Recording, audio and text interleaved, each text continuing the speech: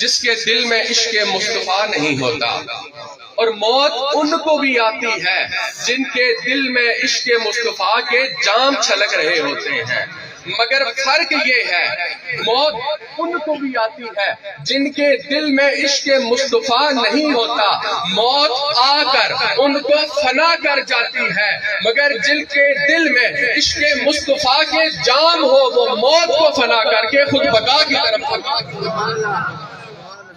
بقا کی طرف چل پڑتے ہیں۔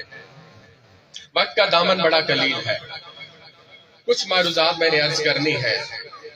حضرت موسیٰ علیہ السلام نے اللہ تعالیٰ کی بارگاہ میں عرض کی سورہ کہف کہ اے میرے باری تعالیٰ، کیا اس دنیا میں مجھ سے بھی بڑا کوئی عالم موجود ہے؟ مہمان آتے رہیں گے، آپ کی توجہ چاہوں گا۔ کیا اس دنیا میں مجھ سے بھی کوئی بڑا عالم موجود ہے؟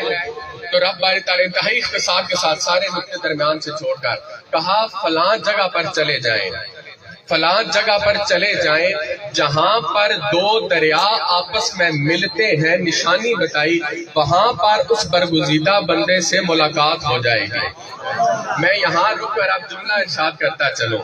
مرج البحرین یلتقیان بینہما برزخ لا یبغیان، سورہ رحمان میں اللہ نے فرمایا میں نے دو دریا جاری کیے ہیں، دو دریا جاری کیے ہیں، اور جس مقام پر یہ دو دریا آپس میں ملتے ہیں وہاں سے ہیرے جواہرات اور سیپ نمودار ہوتے ہیں۔ اب دھیان میری طرف رکھیے گا، رب فرما رہا ہے دو دریاؤں کے پاس ملاقات ہو جائے گی۔ میں نے کہا او نبی نصیر الدین سے پوچھ لیں یہ دو دریا کون سے ہیں؟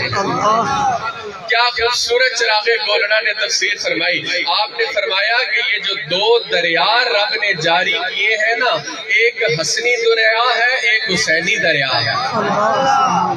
یہ جو رب نے دو دریا جاری کیے ہیں، ایک حسنی دریا ہے، ایک حسینی دریا ہے، اور جس مقام پر یہ دونوں دریا آپس میں مل جاتے ہیں کوئی داتا علی اجمیری بن جاتا ہے، کوئی خواجہ اجمیری بن جاتا ہے۔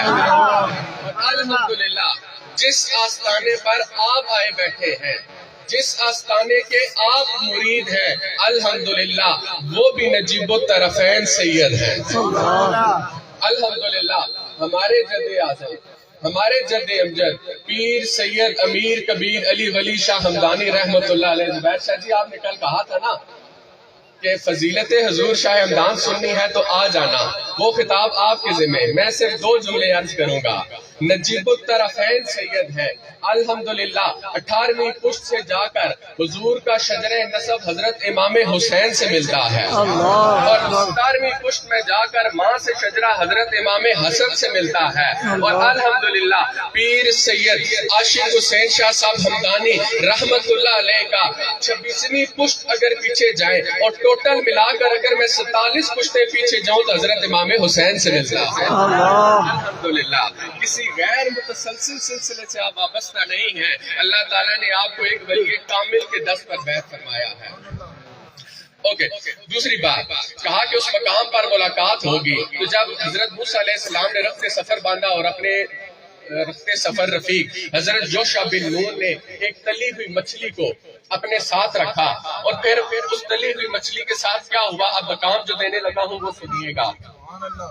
جس مقام پر کچھ لمحوں کے لیے انہوں نے راحت فرمائی، اس مقام پر جب حضرت یوشع بن نون نے وہ اپنا کھانا جو مردہ مچھلی تھی کھانے کی صورت میں، سالن کی صورت میں لائے تھے، وہ اچانک سے زندہ ہوئی اور سیدھی دریا میں چلی گئی، سیدھی دریا میں چلی گئی۔ نقطہ دینے لگا ہوں، الفاظ قرآن کے ہیں، نقطہ میں دے رہا ہوں، دھیان سے سنیے گا۔ پتہ چلا جس مقام پر خدا کا ولی ٹھہرتا ہے، جس مقام پر ولی خدا قیام کرتا ہے، وہاں رب موت کو بھی حیات میں تبدیل فرما دیتا ہے، وہاں رب موت کو بھی حیات میں تبدیل فرما دیتا ہے۔ جملہ اور آسان کرو، جس مقام پر ولی ٹھہرتا ہے، جس مقام پر ولی بیٹھتا ہے، لوگ مردہ دل لے کر آتے ہیں، اللہ کا ولی اللہ کا ذکر سکھا کر آتے ہیں، مردہ دل لے کر آتے ہیں، اللہ کا ولی رب کی عطا سے اللہ کا ذکر سکھا کر بیچتا ہے۔ کشتی والا واقعہ چھوڑ رہا ہوں، دوسرے واقعے پر آئے۔ راستے میں سے گزرے، حضرت خضر علیہ السلام نے میدان میں کھیلتے ہوئے ایک بچے کو بلایا اور اس کو قتل کر دیا۔ اللہ اکبر۔ ایک بچے کو بلایا اور اس کو قتل کر دیا۔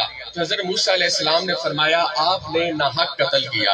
اب پیچھے کیونکہ تمہید میں نے آپ کو نہیں سنائی، وعدہ یہ ہوا تھا کہ آپ سوال نہیں پوچھیں گے، اور رب بھیج ولی کی بارگاہ میں نبی کو اس لیے رہا ہے کہ کچھ حکمت کی باتیں جو حضرت خضر علیہ السلام کو پتا تھی وہ انبیاء کو سکھانی، نبی کو سکھانی تھی۔ تو کہا کہ آپ سوال نہیں کریں گے، لیکن اب سوال کر لیا، حقیقت کھول دیتے ہیں۔ اب زور سے میری جملہ سنیے گا۔ حضرت خضر علیہ السلام نے کیا فرمایا تھا شاہ جی؟ کہ میں نے دیکھا یہ بچہ بڑا ہو کر کفر میں مبتلا ہوگا، یہ بچہ جو ابھی بچہ ہے بڑا ہو کر کفر میں مبتلا ہوگا۔ علم غیب اللہ کے ولی کو ہے یا نہیں؟ یہ بچہ بڑا ہو کر کفر میں مبتلا ہوگا۔ اچھا اگلی جملہ یہاں روک رہا ہوں۔ پھر کیا فرمانے لگے؟ اس کے والد اور والدہ بڑے صاحب عمل اور صالح ہیں۔ حاضر تو بچہ ہے، غائب تو والد ہے، خبر اللہ کا ولی دے رہا ہے، خبر اللہ کا ولی دے۔ اور پھر ساتھ ہی اگلا جملہ بھی ارشاد فرمایا، اور جب اس بچے کو قتل کر دیا تو پھر کہا کہ میں نے رب کے حضور دعا فرمائی ہے کہ اللہ تعالیٰ اس اولاد کے بدلے اس کو ایک اور نعم البدل عطا فرما لے۔ یہ نہیں کہا رب اولاد ہے یا نہیں، ماں باپ اس قابل ہے یا نہیں، کتنی عمر گزار چکے ہیں، قتل کیا، علم غیب بھی دیکھا، رب کو کہا، دعا فرمائی کہ رب دینا بھی ہے، میں جو کہہ رہا ہوں، اللہ کا ولی تیرا دوست جو کہہ رہا ہے رب دینا بھی ہے۔ اور پھر وقت نے ثابت کیا کہ اللہ تعالیٰ نے ان کو ایک خوبصورت بیٹی عطا فرمائی، اور اللہ تعالیٰ نے اس بیٹی کی پشت سے 12 انبیاء پیدا فرمائے۔ کون کہتا ہے کہ حضور کو علم غیب نہیں تھا؟ حضور کی بات تو بڑے دور کی بات، میں خدا کی قسم اٹھا کر کہہ رہا ہوں۔